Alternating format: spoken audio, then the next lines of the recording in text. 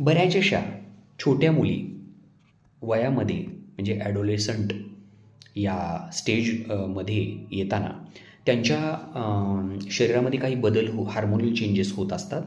त्यांना मेन्सेस सुरू होतात. पण नुसतीच मेन्सेस सुरू होणं, पाळी सुरू होणं ही घटना न घडता त्यांच्या शारीरिक आणि मानसिक स्तरावरती बरेचसे बदल होत असतात.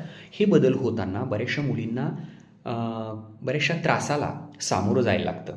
ओके, अगदी शारीरिक त्रास आहेत, म्हणजे भूक न लागणं, उत्साह न राहणं, ॲक्टिव्ह न राहणं, अभ्यासामध्ये मन न लागणं, चिडचिडेपणा, झोप शांत न लागणं आणि प्लस डायजेशन, अन्नपचन व्यवस्थित न होणं, पाळीमध्ये भयंकर पोटात दुखणं आणि पाळीमध्ये कमी जास्त प्रमाणामध्ये रक्तस्राव होणं, या सगळ्या तक्रारींमुळे त्यांचं जे रुटीन आहे, शालेय रुटीन आहे किंवा कॉलेजचं रुटीन आहे, हे डिस्टर्ब व्हायला लागतं आणि अभ्यासावरती दुर्लक्ष व्हायला लागतं.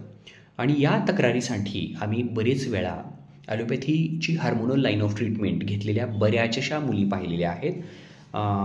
आणि सुरुवातीला 15 वर्षाच्या पूर्वी आम्ही याच पद्धतीने ट्रीटमेंट द्यायचो पेशंटला, हार्मोनल लाईन ऑफ ट्रीटमेंट, जी की एक डिक्टम आहे. ॲलोपॅथी लाईन ऑफ ट्रीटमेंटचा तो डिक्टम आहे. म्हणजे अगदी कुठल्याही डॉक्टरांकडे जर गेलं तर तीच ट्रीटमेंट दिली जाते. परंतु ही लाईन ऑफ ट्रीटमेंट घेऊनसुद्धा मुलींच्या या तक्रारी टॅकल होत नाही आहेत असं जाणवलेलं आम्हाला.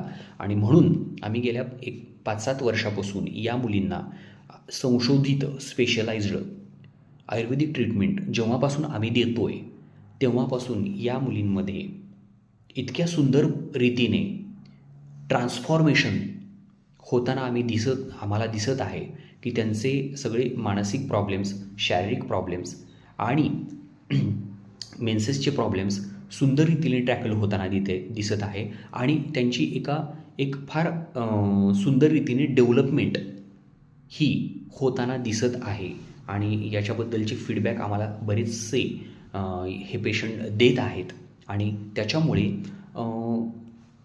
या गोष्टीचा आपणसुद्धा विचार करावा आणि अशा पद्धतीच्या ट्रीटमेंटसाठी, अशा पद्धतीच्या सल्ल्यासाठी आम्हाला कधी पण संपर्क करू शकता. आमचे सिनियर आणि अनुभवी महिला डॉक्टर सरोज माने या आपल्यासाठी सदैव तत्पर आहेत. धन्यवाद.